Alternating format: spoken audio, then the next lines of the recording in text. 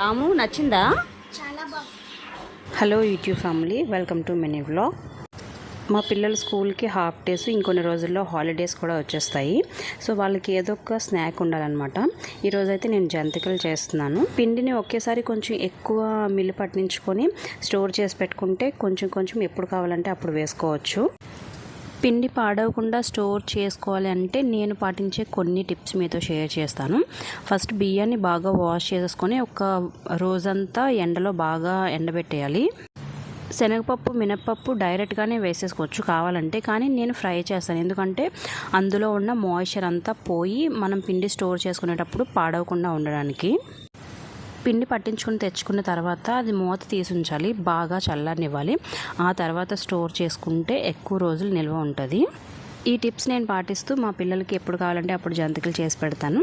Video నచ్చితే like చేయండి, నా ఛానల్ని సబ్స్క్రైబ్ చేయండి.